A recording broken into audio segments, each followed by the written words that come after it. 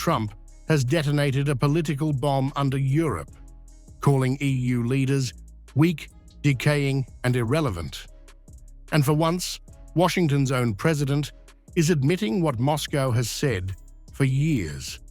NATO is collapsing under its own hypocrisy, corruption, and failed wars. Which country right now is in the stronger negotiating position? Well, there can be no question about it. It's Russia. It's a much bigger country. NATO exposed. While Brussels chants empty slogans, Trump openly mocks the alliance, accusing it of losing control over migration, losing control over security, and most importantly, losing control over Ukraine, where Russia continues dictating the reality on the ground. NATO's so-called unity is nothing but a crumbling facade. It's not easy with Russia because Russia has the upper hand, and they always did. They're much bigger. They're much stronger in that sense. I give Ukraine I give the people of Ukraine and the military of Ukraine tremendous credit for the bravery and for the fighting and all of that. But at some point, size will win generally. Is Zelensky responsible for the stalled progress, or what's going on there? Well, he's got to read the proposal. He hasn't read it yet. The most recent draft. That's as of yesterday. And maybe he's read it over the night. It would be nice if he would read it.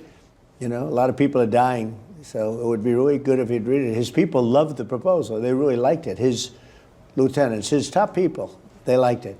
But they said he hasn't read it yet. I think he should find time to read it. Trump didn't just criticize Europe, he humiliated it.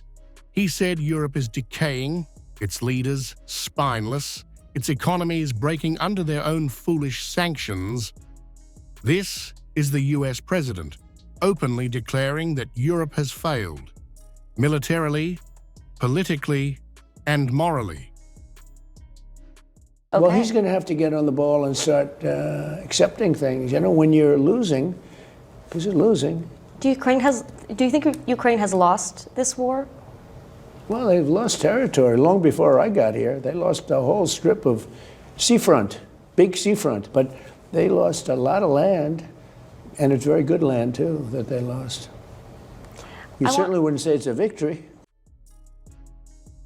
For years, President Putin has warned that Western elites are steering Europe toward disaster. Now, those very warnings are being echoed straight from the White House. A stunning admission that Russia's analysis was right all along. They're not doing a good job. Europe is not doing a good job in many ways. They're not doing a good job. I want to ask you about that. They talk too much, and they're not producing. We're talking about Ukraine. They talk, but they don't produce. And the war just keeps going on and on. Trump slammed Europe for failing to end the Ukraine conflict. Behind that frustration lies an undeniable truth. NATO, despite billions in weapons, could not stop Russia from reshaping the battlefield and the political map of Europe itself. But most European nations, they're decaying. They're decaying. You can imagine some leaders in Europe are a little freaked out by what your posture is, and European. No, they should be freaked out by what they're doing to their countries. They're destroying their countries. Well, European Council President. And they're people I like.